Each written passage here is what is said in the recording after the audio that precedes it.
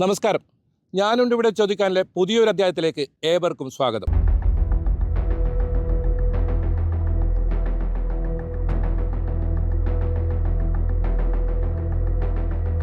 അജാനൂർ തീരദേശവാസികളുടെ വർഷങ്ങളായുള്ള ആവശ്യമാണ് ഹാർബർ വേണമെന്നത്.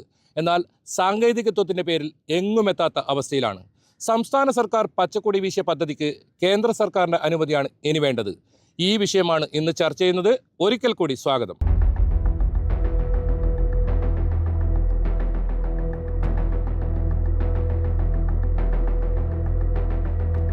നീണ്ട 16 വർഷത്തിലേറെയായുള്ള ആവശ്യമാണ് ഇവിടെ ഹാർബർ വേണമെന്നത്. അതായത് നമുക്കൊപ്പം അജാനൂർ ശ്രീ കുറുമ്പ ഭഗവതി ക്ഷേത്ര ആചാര്യന്മാരുണ്ട്, അതുപോലെ തന്നെ ഭരണസമിതി അംഗങ്ങളുണ്ട്, ഈ പ്രദേശവാസികളുണ്ട്. അവർക്ക് ഈ വിഷയത്തിൽ എന്താണ് പറയാനുള്ളത് നമുക്ക് കേൾക്കാം. എന്തായാലും ആദ്യം തന്നെ എന്താണ് ഇപ്പോൾ ഈ ഹാർബറുമായി ബന്ധപ്പെട്ട് നിങ്ങൾക്ക് ഈ ഹാർബർ വേണമെന്നൊരു ആവശ്യം ഉയരാനുള്ളൊരു കാരണം? ഈ അജാനൂർ കടപ്പുറം ശ്രീ കുറുമ്പ ഭഗവതി ക്ഷേത്രം എന്ന് പറയുന്നത് കേരളത്തെ സംബന്ധിച്ചിടത്തോളം ഏറ്റവും വലിയൊരു കരയോഗമാണ്. 16 കിലോമീറ്ററോളം നീണ്ടു കിടക്കുന്ന ഒരു തീരദേശത്തിൻ്റെ അംഗങ്ങൾ ഉൾപ്പെട്ടുള്ളതാണ് ഈ അജാനൂർ കടപ്പുറം ശ്രീ കുറുമ്പ ഭഗവതി ക്ഷേത്ര സംഘടന എന്നുള്ളത്. അപ്പോൾ ഞങ്ങളുടെ ഈ ഇത്രയും നീണ്ടു കിടക്കുന്ന ഒരു തീരത്ത് അടിസ്ഥാന സൗകര്യങ്ങൾ മത്സ്യത്തൊഴിലാളികളായ ഇവിടുത്തെ ഈ സമുദായ അംഗങ്ങൾക്ക് അടിസ്ഥാന സൗകര്യങ്ങൾ ഇന്നേ വരെ ലഭിച്ചിട്ടില്ല എന്ന് തന്നെ ഇവിടെ പറയാം. അതിന് ലഭിക്കാൻ വേണ്ടിയിട്ടാണ് നമ്മൾ 16 വർഷമായിട്ട് ഈ ഒരു ഫിഷിംഗ് ഹാർബർ ഇവിടെ സ്ഥാപിച്ച് കിട്ടണം എന്നുള്ള പ്രയത്നമായിട്ട് പോയത്. പക്ഷേ ഒരു ഘട്ടത്തിൽ ഞങ്ങളുടെ കൈപ്പിടിയിൽ നിന്ന് പൂർണ്ണമായിട്ടും ഒഴിഞ്ഞു പോയതായിരുന്നു. ബഹുമാനപ്പെട്ട ഉമ്മൻചാണ്ടി സാറ് ഇതിൻ്റെ പ്രാരംഭ നടപടിക്ക് തുടക്കം കുറിച്ചെങ്കിലും പിന്നീട് വന്ന ആദ്യത്തെ LDF സർക്കാരിൻ്റെ കാലത്ത് ഏകദേശം പൂർണ്ണമായും ഇതിൻ്റെ ബഡ്ജറ്റ് കാര്യങ്ങളൊക്കെ തയ്യാറാക്കിയെങ്കിലും പൂർണ്ണമായിട്ട് ഞങ്ങളുടെ കയ്യിൽ നിന്ന് അന്നത്തെ അവസ്ഥയിൽ അത് ഒഴിഞ്ഞു പോയതാണ്. പക്ഷേ യാദൃശ്ചികം എന്ന് പറയട്ടെ, ബഹുമാനപ്പെട്ട നമ്മുടെ സജി ചെറിയാൻ മിനിസ്റ്റർ വന്നതിന് ശേഷം വളരെ വേഗത കൂടുകയും ഇന്ന് കേരളത്തിൻ്റെതായിട്ടുള്ള എല്ലാ പ്രവർത്തനങ്ങളും പൂർത്തീകരിച്ചുകൊണ്ട് അത് കേന്ദ്ര ഗവൺമെൻറ്റിലേക്ക് സമർപ്പിച്ചിട്ടുണ്ട്. ഒരു ഹാർബറിൽ മാത്രം ഒതുങ്ങുന്നതല്ല ഇവിടുത്തെ പ്രദേശത്തിൻ്റെ പ്രശ്നങ്ങൾ. ഇവിടെ തീരദേശത്ത് മത്സ്യത്തൊഴിലാളികൾ താമസിക്കുന്ന തീരദേശത്താണ്.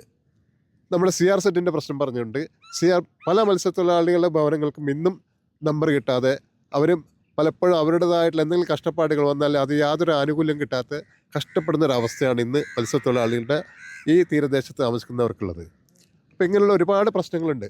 ഇപ്പോൾ അടുത്ത കാലത്തായിട്ട് CRZ തീരുമാനങ്ങളൊക്കെ മാറ്റം വരുത്തിയെന്ന് പറയുന്നുണ്ടെങ്കിലും പഞ്ചായത്തിൽ അതിൻ്റെ ഔദ്യോഗികമായിട്ടുള്ള പ്രവർത്തനങ്ങൾ ഇന്നും തുടങ്ങിയിട്ടില്ല. കാരണം അവ്യക്തത നിലനിൽക്കുന്നതുകൊണ്ടാണ് അവിടെ ഇപ്പോഴും ആ വ്യവസ്ഥ നിൽക്കുന്നത്. പക്ഷേ ഞങ്ങളോട് എപ്പോഴും തോളോട് ചേർന്നിട്ട് ഇവിടുത്തെ പഞ്ചായത്ത് ഭരണസമിതി എപ്പോഴും ഞങ്ങളോടൊപ്പം ഉണ്ട്. എല്ലാ കാര്യങ്ങൾക്കും ഉണ്ട്. എല്ലാ കാര്യങ്ങളും അവർ ഞങ്ങളുടെ മുൻപിൽ തന്നെ ഹാർബറിൻ്റെ കാര്യത്തിലായാലും വളരെ സജീവമായിട്ട് നമ്മളോട് സഹകരിച്ച് നിൽക്കുന്ന ഒരു സംവിധാനമാണ് ഇന്ന് ഇത് സംബന്ധിച്ചിടത്തോളം ഉള്ളത്. ഈ തീരദേശത്ത് ഇപ്പോൾ ഏകദേശം എത്ര ആളുകൾ താമസമുണ്ട്, എത്ര ആൾക്കാർക്ക് പ്രയോജനപ്പെടും ഈ ഒരു ഹാർബർ പറഞ്ഞു കഴിഞ്ഞാൽ? ഈ ഹാർബർ ഇവിടെ വരികയാണെങ്കിൽ ഏകദേശം 1500ഓളം കുടുംബങ്ങൾ നേരിട്ട് ഇതുമായിട്ട് ഞങ്ങൾ ഈ സമുദായത്തിൽപ്പെട്ടവർ മാത്രം നേരിട്ട് ഇതുമായിട്ട് ബന്ധപ്പെടും. മാത്രമല്ല ഇതോടനുബന്ധിച്ച് മറ്റ് പല രീതിയിൽ പല മേഖലയിലുള്ള ആൾക്കാർക്കും ഇതിനോട് ബന്ധപ്പെടാൻ വേണ്ടി കഴിയും. അതിനനുസരിച്ചുള്ള പ്രവർത്തനം നമുക്കിത് ശരിക്കും എന്ന് പറഞ്ഞാൽ നമ്മുടെയൊക്കെ ഒരു ഇത് വരികയാണെങ്കിൽ ഇവിടെ തീരദേശ ഹൈവേ ഒക്കെ വരുന്ന പറയുന്നുണ്ട്. അപ്പോൾ അതൊക്കെ വരികയാണെങ്കിൽ ഏറ്റവും നല്ലൊരു പ്രൊജക്റ്റായിട്ട് ഇവിടെ മാറും. അത് ഈ കാസർഗോഡ് ജില്ലയുടെ ഒരു ഹബ്ബായിട്ട് തന്നെ ഇത് മാറാനുള്ള എല്ലാ സാധ്യതകളും നമ്മൾ കാണുന്നുണ്ട് യാഥാർത്ഥ്യമായി കഴിഞ്ഞാൽ. ഏറ്റവും ഒടുവിലായി ഇപ്പോൾ സംസ്ഥാന സർക്കാർ ഇതിന് അനുമതി നൽകി കഴിഞ്ഞു. ഇനി കേന്ദ്ര സർക്കാരിൻ്റെ ഭാഗത്തു നിന്നുള്ള മറ്റ് സാങ്കേതിക നടപടികളാണ് പൂർത്തിയാകേണ്ടത്. ഇത് ഏറ്റവും കേന്ദ്ര സംഘം ഇപ്പോൾ അടുത്ത് വന്നിട്ടുണ്ടായിരുന്നു. എങ്ങനെയാണ് നിങ്ങൾ അതിനെ നോക്കിക്കാണുന്നത്? കേന്ദ്ര സംഘം വളരെ സജീവമായിട്ട് തന്നെയാണ് നമ്മളോട് എല്ലാ കാര്യങ്ങളും ഇതായിട്ട് അനുഭാവപൂർവ്വമായിട്ടാണ് അവരുടെ എല്ലാ തീരുമാനങ്ങളും എടുത്തത്. അവർ ഞങ്ങൾക്ക് പോസിറ്റീവായിട്ടുള്ള റിപ്പോർട്ടാണ് കൊടുത്തിട്ടുള്ളത്. കാരണം അവർക്ക് കാര്യങ്ങളൊക്കെ വളരെ വ്യക്തമായിട്ട് മനസ്സിലായിട്ടുണ്ട്. എന്തൊക്കെയാണ് ഇവിടെ വേണ്ടതെന്നുള്ളതിൽ പോസിറ്റീവായിട്ടുള്ള റിപ്പോർട്ടുകളാണ് അവർ സെൻറ്ററിലേക്ക് സമർപ്പിച്ചിട്ടുള്ളത്. ഇനിയിപ്പം നമ്മുടെ ബഹുമാനപ്പെട്ട കേന്ദ്ര ഫിഷറീസ് വകുപ്പ് മന്ത്രി ശ്രീ കുര്യൻ അവരുകളെ കാണാൻ വേണ്ടിയിട്ട് എല്ലാവരും കൂടി ഇങ്ങനെ ഒരു തയ്യാറെടുപ്പിലാണ് ക്ഷേത്ര ഭരണസമിതി നിൽക്കുന്നത്.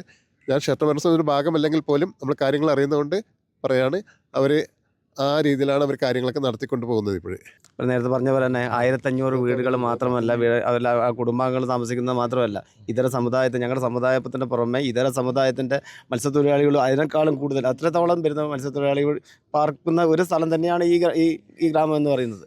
അപ്പോൾ അത്രത്തോളം കഷ്ടതകൾ അനുഭവിച്ചുകൊണ്ട് തന്നെയാണ് ഞങ്ങൾ മുമ്പോട്ട് കൊണ്ടുവന്നത്. കാരണം എന്ന് വെച്ചാൽ ഇപ്പോൾ മറ്റേ ആ ഭാഗത്ത് ഏകദേശം നീലേശ്വര ആ ഭാഗത്ത് അത് പുളിമൂട്ടാണ്, നീലേശ്വരം പുളിമൂട്ടെന്ന് അറിയപ്പെടുന്നത്. ഹാർബർ സംവിധാനം എന്ന് പറഞ്ഞാൽ നമ്മൾ ഈ ഭാഗത്തില്ല. പെട്ടെന്നൊരു കടൽക്ഷാപം, പെട്ടെന്ന് ആഴ്ചയിൽ ഒരു പ്രാവശ്യമാണ് പെട്ടെന്ന് കള്ളക്കടൽ പ്രതിഭാസം വരുന്നത്. ആ കള്ളക്കടൽ പ്രതിഭാസം വരുന്ന സമയത്ത് എങ്ങനെ കരക്കടുപ്പിക്കണം ഞങ്ങൾക്ക് അറിയുന്നില്ല. ശരിക്കും നല്ല ജീവൻ മരണ പോരാട്ടം നടത്തിയിട്ടാണ് കഴിഞ്ഞ ഒരു 4-5 മാസം മുമ്പ് ഞങ്ങൾ കരയിൽ എത്തിച്ചേർന്നത്. അപ്പോൾ നല്ലൊരു ഹാർബറിൻ്റെ സംവിധാനം ഉണ്ടെങ്കിൽ ഈ കടലിൻ്റെ മക്കൾക്ക് എല്ലാവർക്കും നല്ലൊരു സുരക്ഷ ഇവിടെ ഉണ്ടാകും, നല്ലൊരു പ്രതീക്ഷയാണ് ഞങ്ങൾക്കുള്ളത്. ഹാർബർ കേന്ദ്ര ഗവൺമെൻറ് ആൾക്കാർ വന്നിട്ടുണ്ട്. അവർ വന്നിട്ട് അതിൻ്റെ വേണ്ടപ്പെട്ട നടപടികൾ സ്വീകരിച്ചുകൊണ്ട് പോയിട്ടുണ്ട്. അതിൻ്റെ ബന്ധപ്പെട്ട വിവരങ്ങളൊന്നും അറിയത്തില്ല, ഇനി അറിയാൻ പറ്റുമെന്ന് പ്രതീക്ഷിക്കുന്നത്. അതുപോലെ തന്നെ അജാനൂർ ഹാർബർ വന്നാലും ഉള്ള സ്ഥിതി മത്സ്യത്തൊഴിലാളികൾ സുഖമായി പണിക്കുവാനുള്ള എല്ലാ അവസ്ഥയും ഉണ്ടാവും. ഇപ്പോൾ നീലേശ്വരം പുളിമൂട്ടുണ്ട്. പുളിമൂട്ടെന്ന് പറയുമ്പോൾ നിങ്ങൾക്കറിയാം, കടലും പുഴയും യോജിക്കുന്ന സ്ഥലം, മത്സ്യബന്ധനത്തിന് പോകാൻ ഭയങ്കര ബുദ്ധിമുട്ടാണ് അവിടെ. പിന്നെ അവിടെ എന്ന് പറഞ്ഞാൽ 50-ഓളം 60-ഓളം ഹൗസ് ബോട്ടുണ്ട്. മണൽ വാരുന്നുണ്ട് രാവിലെ. അത്രയോളം ബോട്ടുകളുണ്ട്. ചെറുതോണികൾ വലയിളക്കുന്നുണ്ട് കടലിലേക്ക്. അതുപോലെ തന്നെ അഴിമുഖത്തും വലയിളക്കുന്നുണ്ട്. മത്സ്യത്തൊഴിലാളികൾക്ക് ഭയങ്കര ബുദ്ധിമുട്ടാണ് പോകാൻ വേണ്ടിയിട്ട്. 1600 കുടുംബങ്ങൾ ഞങ്ങളുണ്ട് ഇവിടെ. ഞങ്ങൾ അവിടെ നിന്നാണ് പണിയെടുക്കുന്നത്. അതുമല്ലാതെ എല്ലാ സ്ഥലത്തും പടന്ന, വലിയ കടപ്പുറം, മടക്കര എന്നീ സ്ഥലങ്ങളിൽ മത്സ്യബന്ധനം നടത്തുന്നുണ്ട്. വ്യവസ്ഥയില്ലാത്ത മത്സ്യബന്ധനവും നടത്തുന്നുണ്ട് ഇവിടെ. ഇവിടെയാകുമ്പോൾ അതിൻ്റെ ഒരു നിയന്ത്രണം വരും. എല്ലാ സമയത്തും പോകേണ്ട കാഴ്ചപ്പാടാണ് ഉള്ളത്. ഇവിടെയാണെങ്കിൽ സുഖമായി മത്സ്യബന്ധനം നടത്താം. അതിനൊരു രീതി ഉണ്ടാവും, ഒരു സമയമുണ്ടാവും, ഒരു വ്യവസ്ഥയുണ്ടാവും. മത്സ്യബന്ധനം നടത്തി കഴിഞ്ഞാൽ തന്നെ മത്സ്യത്തൊഴിലാളിക്ക് തുച്ഛമായ വരുമാനമില്ല. കിട്ടിയ മീൻ പകുതി വില അവർ നിശ്ചയിക്കുന്ന വിലയാണ്. ഇവിടെയാണ് ഒരു ബദൽ മാറ്റങ്ങൾ ഉണ്ടാവുമെന്നാണ് ഞാൻ പ്രതീക്ഷിക്കുന്നത്. ഹാർബർ വന്ന ഈ സമൂഹത്തിനും ശ്രീകുറുമ്പ ഭഗവതി ക്ഷേത്ര എല്ലാ കുടുംബങ്ങൾക്കും ഒരു പരിധിവരെ മെച്ചപ്പെട്ട രീതിയിൽ പോകാൻ കഴിയുമെന്ന് ഞാൻ പ്രതീക്ഷിക്കുന്നു.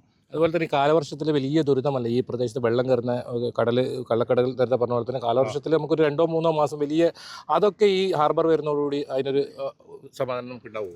തീർച്ചയായിട്ടും ഉണ്ടാവും. ഹാർബർ വന്നാൽ കള്ളക്കടൽ പ്രതിഭാസം എന്ന് പറഞ്ഞാൽ കള്ളക്കടൽ വന്നു കഴിഞ്ഞാൽ ഈ സാധാരണ ഞങ്ങൾക്ക് 4-5 ദിവസം പോകാൻ പറ്റില്ല. കടൽ ശാന്തമായി കഴിഞ്ഞാൽ ഞങ്ങൾക്ക് പോകാൻ പറ്റും. കള്ളക്കടൽ ഹാർബറാണെങ്കിൽ ആ സംവിധാനം കള്ളക്കടൽ പ്രതിഭാസം ഞങ്ങൾ നോക്കണ്ട. കരയിലെ മാർഗ്ഗങ്ങൾ എങ്ങനെ തരണം ചെയ്ത് കടലിലേക്ക് പോകാനുള്ള മാർഗ്ഗം ഉണ്ടാവും. ഇതിപ്പോൾ കള്ളക്കടൽ വന്നാൽ ഞങ്ങൾ ഒരാഴ്ച ഞങ്ങൾ പട്ടിണിയാണ്, ഞങ്ങൾ കുടുംബം പട്ടിണിയാണ്. ബാക്കി 2 ദിവസം 1 ദിവസം പോയിട്ട് കിട്ടിയിട്ട് വേണം ഞങ്ങൾ കഴിയാൻ വേണ്ടിയിട്ട്. 5 ദിവസം മീനില്ലെങ്കിൽ പിന്നെ ഈ കള്ളക്കടൽ പ്രതിഭാസം കിട്ടാത്ത ഒരു ദിവസം കൊണ്ട് ഞങ്ങൾ കുടുംബം ഒരാഴ്ചത്തേക്ക് മത്സ്യബന്ധനം കിട്ടുകയുള്ളൂ. ആ ചിലവ് ഞങ്ങൾക്ക് ഒരാഴ്ചത്തേക്ക് പോയി കഴിഞ്ഞത്. എന്ത് നമുക്ക് മത്സ്യത്തൊഴിലാളിക്ക് വരുമാനമുള്ളത്? ഇവിടെ ഹാർബർ വന്നു കഴിഞ്ഞാൽ നേട്ടമായിരുന്നു ഈ മത്സ്യത്തൊഴിലാളികൾ മൊത്തം. ആദ്യം തടസ്സം പറഞ്ഞത് ഈ അഴിമുഖവുമായി ബന്ധപ്പെട്ട തടസ്സമെന്ന് പറഞ്ഞത്. അപ്പോൾ അതിന് സെപ്പറേറ്റ് ആയിട്ട് തന്നെ ഫണ്ട് നീക്കി വെച്ചുകൊണ്ട് ഇപ്പോൾ കാസർഗോഡ് ജില്ലയിൽ ശരിയായ ഒരു ഹാർബർ ഇല്ല. അപ്പോൾ അതിനെല്ലാം വ്യത്യസ്തമായിട്ടാണ് നമ്മൾ അജാനൂർ ഹാർബറിനെ കാണുന്നത്. ഇപ്പോൾ നിലവിൽ മടക്കര ആയാലും കാസർഗോഡായാലും മഞ്ചേശ്വരം ആയാലും അതൊന്നും ഹാർബറിൽ കൂട്ടാൻ പറ്റുന്നതല്ല. ഹാർബർ കൊണ്ട് ഉദ്ദേശിക്കുന്നത് കടലിൻ്റെ ഒരു ഭാഗത്തു നിന്നും കടലിലേക്ക് കല്ലിട്ട് കൊണ്ട് മറ്റേ ഭാഗവും കരയിലേക്ക് അവസാനിക്കണം. ഒരു വഴി എൻ്റർ വെക്കും. ഈ ഹാർബറിനകത്ത് മത്സ്യത്തൊഴിലാളികളും അതുപോലെ തന്നെ അവരെ യാനങ്ങളും മറ്റും സുരക്ഷിതമാണ്. മറ്റുള്ള സ്ഥലങ്ങളിൽ ഇത് സുരക്ഷിതമല്ല. ഇവിടുന്നാണ് ഞങ്ങൾ കടലിലേക്ക് നല്ല ഇത് നോക്കിയിട്ട് പോകാൻ പറ്റും. ഈ തിരമാലകൾ ഉണ്ടാവില്ല ഈ പറയുന്ന സംവിധാനം വന്നു കഴിഞ്ഞാൽ, മനസ്സിലായില്ലേ? അപ്പോൾ ഇത് നമുക്ക് ഏത് സമയത്തും കടലിൽ പോകാനുള്ള ഒരവസ്ഥ അജാനൂർ ഹാർബർ വന്നാൽ ഉണ്ടാകും. മറ്റു തടസ്സങ്ങളൊന്നുമില്ല. ഇപ്പോൾ കേന്ദ്ര ഗവൺമെൻറ്റിലേക്ക് ഇത് അയച്ചിട്ടുണ്ട്. അപ്പോൾ ഞാൻ 2 ദിവസം മുമ്പേ ഫിഷറീസ് സഹമന്ത്രി ധീവരസഭൻ്റെ സംസ്ഥാന സമ്മേളനത്തിൽ വന്നിട്ടുണ്ടായിരുന്നു. ഞാൻ അമൽ കമ്മിറ്റി ആലോചിച്ച് നേരിട്ട് അയാൾക്കൊരു നിവേദനം കൊടുത്തു. ഞാനല്ല കൊടുത്തത്, ധീവരസഭയുടെ സംസ്ഥാന ജനറൽ സെക്രട്ടറി എന്ന നിലയിലും കൂടി ഒരു നിവേദനം കൊടുത്തിട്ടുണ്ട്. അത് വേണ്ടതുപോലെ കൈകാര്യം ചെയ്യാമെന്ന് പറഞ്ഞിട്ടുണ്ട്. പ്രത്യേകിച്ചിട്ട് കേന്ദ്ര ഗവൺമെൻറ് ഇപ്പോൾ ഫിഷറീസ് മന്ത്രാലയത്തിൽ ഒരുപാട് പൈസ വെച്ചിട്ടുണ്ട്. അപ്പോൾ ഏതെങ്കിലും പദ്ധതിയിൽ ഉൾപ്പെടുത്തി കഴിഞ്ഞാൽ പെട്ടെന്ന് ആവും. അതേ അവസരത്തിൽ പിന്നെ ഇതിൻ്റെ ഒരു വിഹിതം സംസ്ഥാന ഗവൺമെൻറ് വേണം. ഏത് സ്റ്റേറ്റ് ആയാലും 40:60 മുൻകാലങ്ങൾ ഉണ്ടായത്. ഇപ്പോൾ അത് മാറ്റി 60:40 എന്നാണ് പറയുന്നത്, ചില സാമ്പത്തിക പ്രശ്നങ്ങൾ കൊണ്ട്. അപ്പോൾ അതുകൂടാതെ പ്രധാനമന്ത്രി സമുദ്ര യോജന പദ്ധതി, ഒരുപാട് പദ്ധതികൾ ഉണ്ട്. അപ്പോൾ ഏതെങ്കിലും ഒരു പദ്ധതിയിലേക്ക് നീക്കി വെച്ചാൽ വളരെ പെട്ടെന്ന് ചെയ്യാൻ പറ്റുമെന്നാണ് ഞാൻ വിശ്വസിക്കുന്നത്. കാരണം ഒരുപാട് 2006 തുടങ്ങിയതാണ്. 2010 ആകുമ്പോഴത്തേക്ക് ഇവിടെ ഹാർബർ വേണ്ട എന്നുള്ള റിപ്പോർട്ട് പോയി.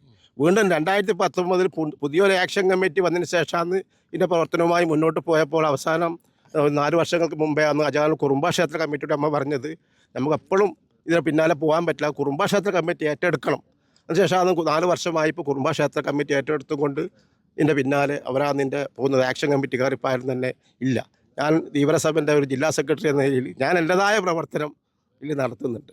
16 കൊല്ലങ്ങളോളായി അതിന് ഞങ്ങൾ എല്ലാ സംഘടനയും വിട്ടു, ക്ഷേത്രം ഭരണസമിതി എല്ലാം കൂടിയിട്ടാണ് ഇതുവരെ ഇതിനോട് പ്രവർത്തിച്ചുകൊണ്ടിരുന്നത്. അങ്ങനെ കുറേ നാളിങ്ങനെ അന്ന് മുതൽ ഇന്ന് വരെ ഇത് നിരന്തരമായി പ്രവർത്തിക്കുന്നുണ്ട് ഞങ്ങൾ. ഇത് കൊല്ലം കഴിയുന്നോറും കടലിങ്ങോട്ട് വന്നുകൊണ്ടിരിക്കുന്നു. കരയിൽ താമസിക്കാൻ വേണ്ടി പറ്റുന്നില്ല. ഇപ്പോൾ നിങ്ങൾ കര കണ്ടില്ല ഇപ്പോൾ ഇവിടെ. അതുമായി ഇപ്പോൾ ഹാർബർ വന്നാൽ അതിനെല്ലാം ഒരു തടസ്സങ്ങളാവും.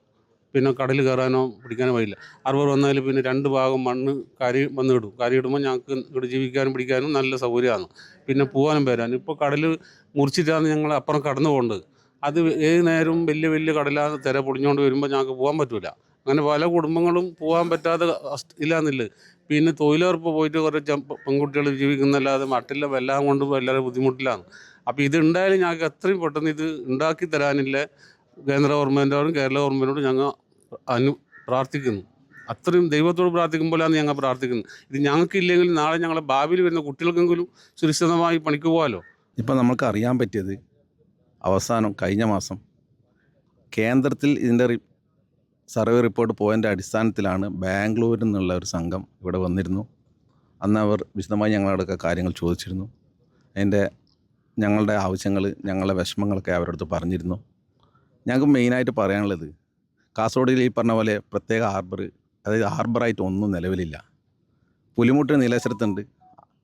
ഈ മടക്കരാവാത്ത പുലിമുട്ടാണ്, ഹാർബറല്ല. ഹാർബർ ഉണ്ടെങ്കിലേ നമുക്ക് പണിക്കുവാനുള്ള സൗകര്യങ്ങളുണ്ടാകും. ഈ ഞങ്ങളുടെ മെയിൻ പ്രശ്നം എന്ന് പറഞ്ഞാൽ ഈ നമ്മൾ കടൽ തീരത്തിൽ തിരമാല മുറിച്ച് കിടക്കുക എന്നുള്ളതാണ്. നീലേശ്വരത്തായാലും ആ ഒരു പ്രശ്നമുണ്ട്. അപ്പം മഞ്ചേശ്വരത്തായാലും ഇപ്പോൾ ആ ഒരു പ്രശ്നമുണ്ട്. മഞ്ചേശ്വരം അഴിമുഖത്തിൻ്റെ ഉള്ളിൽ കൂടിയിട്ടാണ് ഹാർബർ ഉള്ളത്. നമ്മൾ ഇവിടെ വരികയാണെങ്കിൽ കാസർഗോഡ് ജില്ലേൻ്റെ മൊത്തം, അതായത് ആൾക്കാർക്ക് ഇതിൻ്റെ പ്രയോജനം കിട്ടും. മൊത്തം അതായത് ഇതിൻ്റെ നടുവിൽ, കാസർഗോഡിൻ്റെ നടുവിലായിട്ടാണ് ഈ സ്ഥലം വരുന്നത്. അത് മാത്രമല്ല മറ്റുള്ള റോഡുകളായിട്ട് ബന്ധപ്പെടാനും വളരെ അടുത്താണ്. മറ്റുള്ള ഹാർബറിലേക്ക് നമുക്ക് പോകണമെങ്കിൽ, ഇപ്പോൾ നീലേശ്വരത്തേക്ക് ഈ പ്രദേശത്ത് പോകണമെങ്കിൽ ഏകദേശം 18 കിലോമീറ്റർ സഞ്ചരിച്ചിട്ട് പോകണം. അതായത് ഒരു ടീം, ഒരു സംഘത്തിന് പണിക്ക് പോകണമെങ്കിൽ ഏകദേശം അവർ മണ്ണെണ്ണ, അത് കടലിൽ പോകുന്ന ചിലവ് കൂടാണ്ട് എക്സ്ട്രാ ആയിട്ട് വണ്ടി ചിലവ് ഇനത്തിൽ മാത്രം ഏകദേശം 3000-4000 രൂപ അവർ കൊടുക്കണം.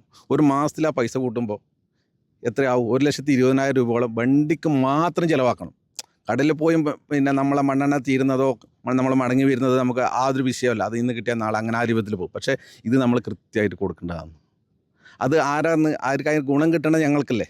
ഞങ്ങളെപ്പോലെ മത്സരം ഞങ്ങളെ മക്കൾക്കല്ലേ എൻ്റെ ഗുണം കിട്ടേണ്ടത്. ഒരു മാസത്തിൽ 1,20,000 രൂപ 30 പേര് പോകുന്നൊരു സംഘത്തിന് തീരുമ്പോൾ അത് 30 ആൾക്ക് ഷെയർ ചെയ്താൽ ഞങ്ങളെ മാസത്തിൽ ഞങ്ങളെ കുഞ്ഞിൻ്റെ ഒരു ഫീസ് കൊടുക്കാൻ നമുക്ക് പറ്റൂലേ? അതാണ് ഈ ഗവൺമെൻറ്റോടും ഭരണാധികാരികളോടും ഞങ്ങൾ ഇത്രയും കെഞ്ചി പറയുന്നത്. ഞങ്ങൾക്കൊരു ഹാർബർ വേണം. മാനസികാവസ്ഥയില്ലാത്ത കുടുംബങ്ങൾ പോകുന്നത്. ഒരു കാര്യത്തിന് ഇത്ര സ്ഥലമുണ്ടായിട്ട് ഒരു കാര്യത്തിന് ഉപകരിക്കുന്നില്ല. അത് അടിയന്തര നടപടി, ഇതിലേപ്പെട്ട ഒരു അടിയന്തര നടപടിയിലൂടെ പരിഹരിക്കാൻ വേണ്ടിയിട്ടുള്ള സംവിധാനം ഈ ചാനൽ വഴിയെങ്കിലും നമ്മളെ ഭരണാധികാരികളെ അറിയുമെന്ന് ഞാൻ വിശ്വസിക്കുന്നു. എന്തായാലും കടലിനും കരയിനുമിടയിൽ വലിയ ദുരിതത്തിലാണ് മത്സ്യത്തൊഴിലാളികൾ.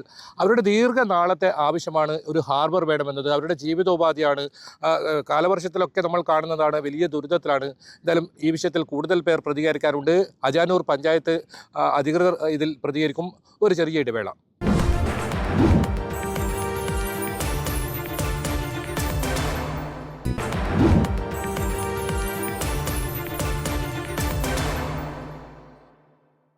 അജാനൂർ കുറുമ്പ ഭഗവതി ക്ഷേത്ര ആചാര്യന്മാർ കൂടി നമ്മോടൊപ്പം ചേരുന്നുണ്ട്.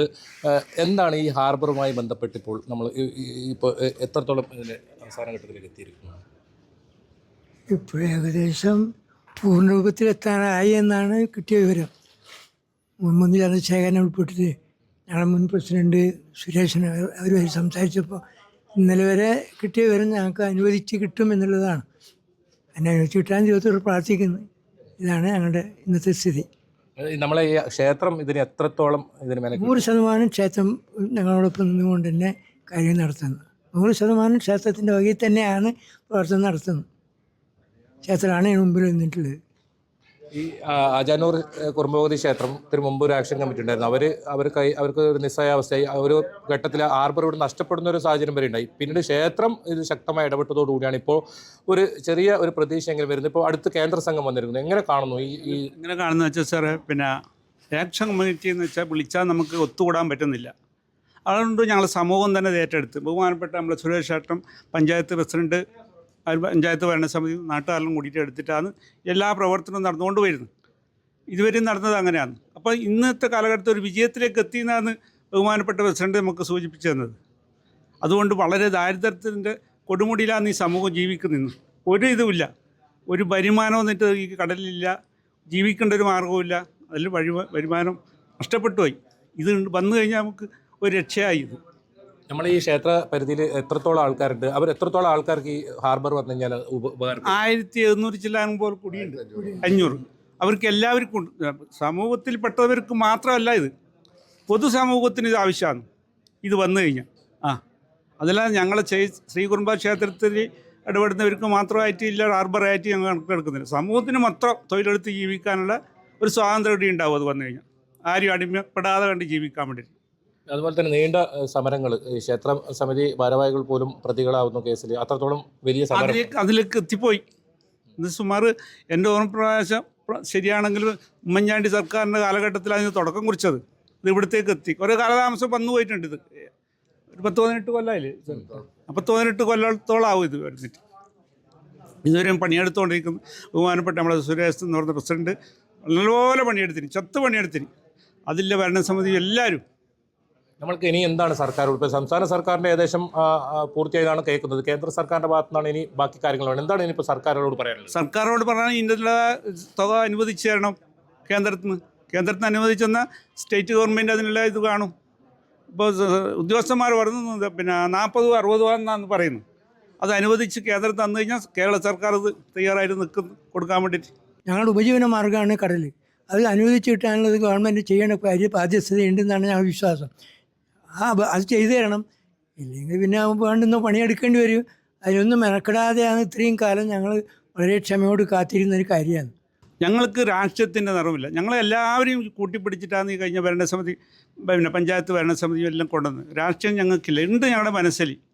അത് പുറമെ ഞങ്ങൾ കാട്ടൂല. അതിവിടെ ഉപയോഗിക്കണത് ഈ ഒരു ആവശ്യത്തിന് ഏതെങ്കിലും തരത്തിൽ രാഷ്ട്രീയമായ ഒരു ഇല്ല, ഒരു രാഷ്ട്രീയമില്ല. ഞങ്ങളത് ഉപയോഗിക്കൂ ബൂത്തിൽ പോകുമ്പോൾ.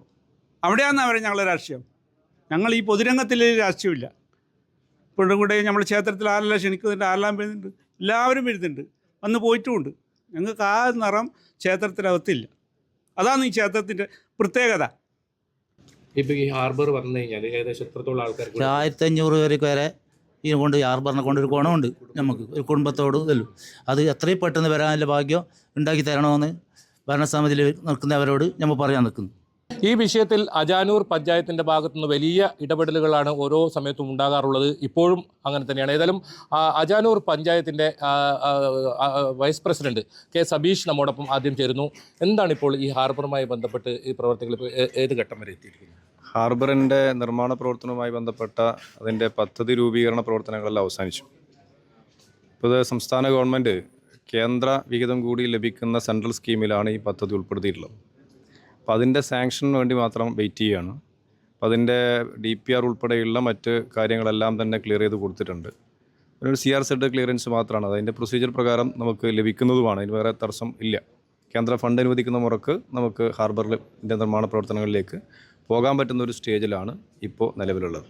എന്തുകൊണ്ടാണ് ഇതൊരു 16 വർഷത്തോളമായി ഈ ഒരു കാലതാമസം ഉണ്ടാകാനുള്ള ഒരു കാരണം? കാരണം ഒരുപാട് ആൾക്കാർക്ക് വലിയ ഗുണം ഉണ്ടാകുന്ന ഒരു സംഭവമാണ്. മാത്രമല്ല ഈ ഇവിടെ തന്നെ 1500-ലധികം കുടുംബം ഉണ്ടെന്നാണ് പറയുന്നത്.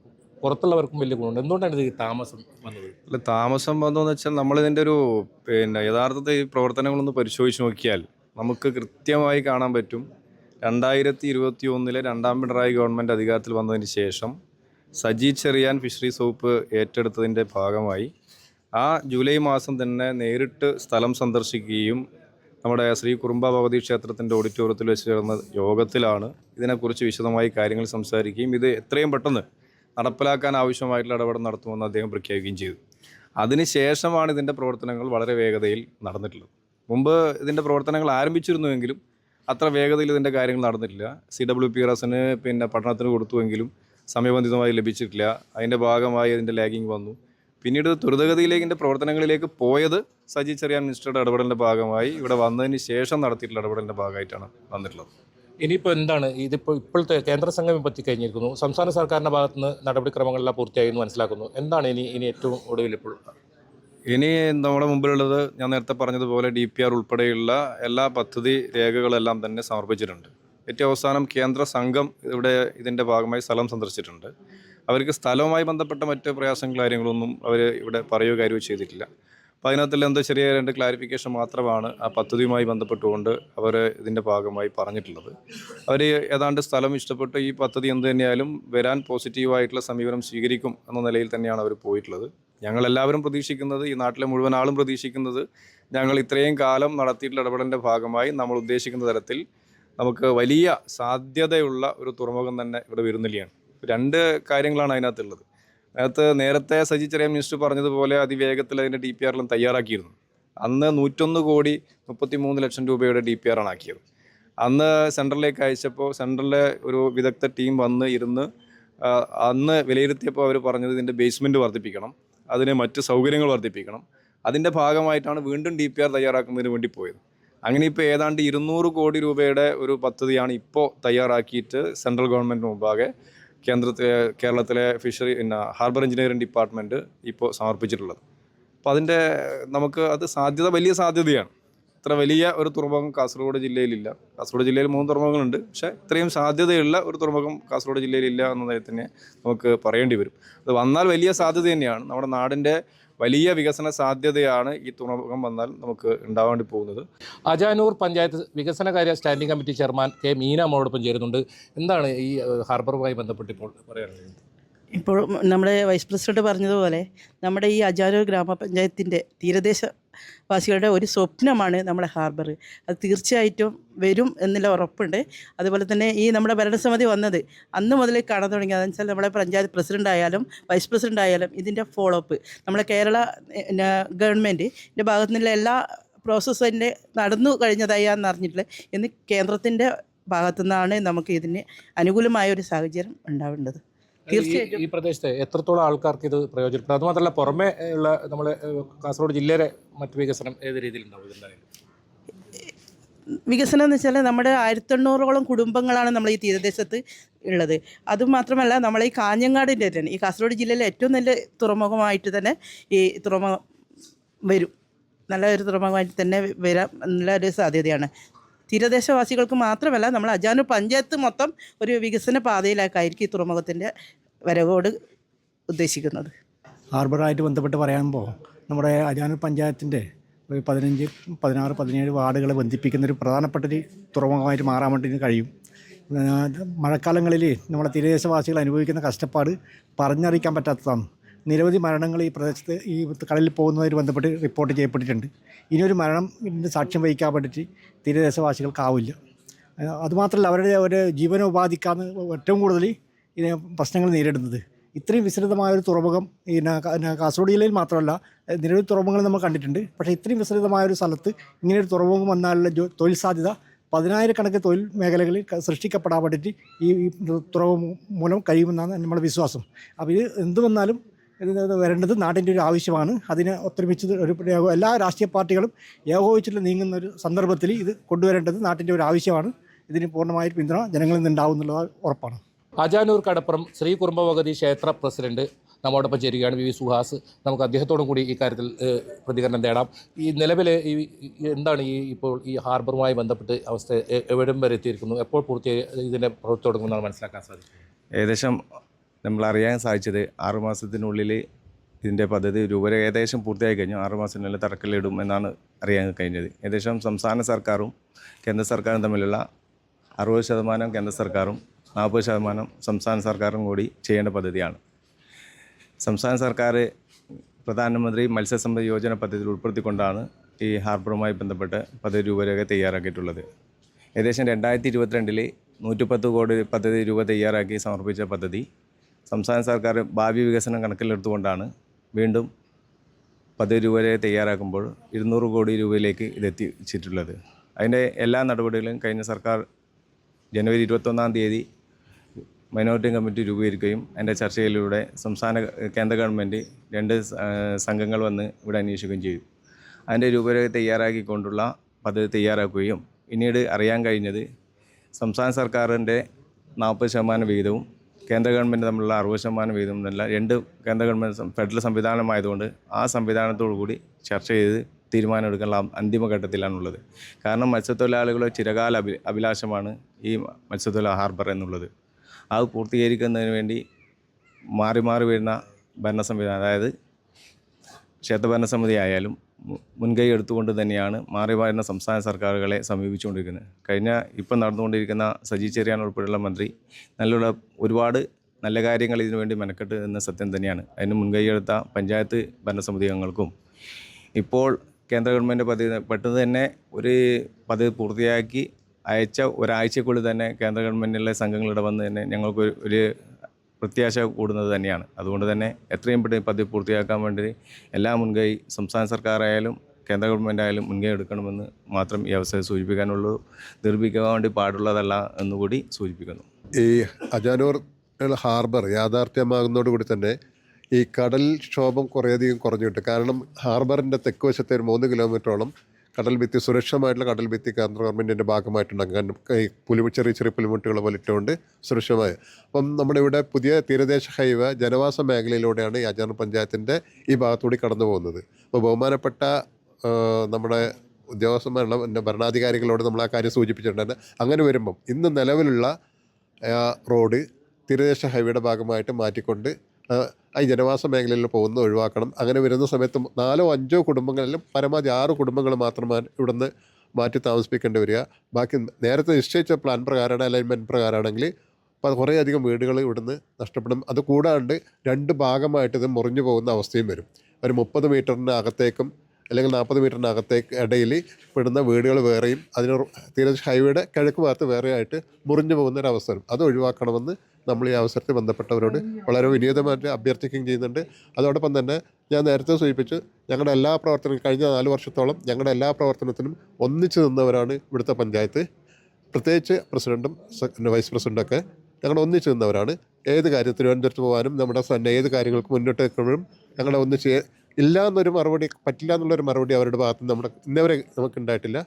അപ്പം അതൊക്കെ കണക്കിലെടുത്തുകൊണ്ട് ഞങ്ങളുടെ ഇനിയുള്ള പ്രവർത്തനം ഇപ്പം കേന്ദ്ര ഗവൺമെൻറ്റിൻ്റെ കയ്യിലാണെങ്കിൽ പോലും അത് അംഗീകരിച്ച് കിട്ടാൻ കേരള ഗവൺമെൻറ്റിലേക്ക് സമ്മർദ്ദം ചെലുത്തിക്കൊണ്ട് കേരള ഗവൺമെൻറ്റിനെ കൊണ്ട് കേന്ദ്ര ഗവൺമെൻറ്റിലേക്ക് ഒരു സമ്മർദ്ദം ചെലുത്താനുള്ള ഇതും പഞ്ചായത്തിൻ്റെ ഭാഗത്ത് നിന്ന് ഇനിയും ഉണ്ടാവണമെന്ന് വളരെ വിനീതമായി നമ്മൾ അവരോട് റിക്വസ്റ്റ് ചെയ്യാണ്. ഈ സ്വപ്ന പദ്ധതി എത്രയും പെട്ടെന്ന് യാഥാർത്ഥ്യമാകണമെന്ന് വളരെയധികം താല്പര്യത്തോടുകൂടി ആഗ്രഹിക്കുന്നു. നമ്മുടെ നാടിന് ഒരു പ്രശ്നമുണ്ടായപ്പോൾ എല്ലാം മറന്ന് രംഗത്തെത്തിയവരാണ് മത്സ്യത്തൊഴിലാളികൾ. അവരുടെ ജീവനും അതുപോലെ തന്നെ ജീവിതോപാധിയും വലിയ പ്രതിസന്ധിയിലാണ്. ഈ വിഷയത്തിൽ സംസ്ഥാന സർക്കാരിൻ്റെ ഒപ്പം തന്നെ കേന്ദ്ര സർക്കാരിനെയും അടിയന്തര ഇടപെടലാണ് വേണ്ടത്. ഞാനുണ്ട് ഇവിടെ ചോദിക്കാൻ പൂർണ്ണമാകുന്നു. നന്ദി, നമസ്കാരം.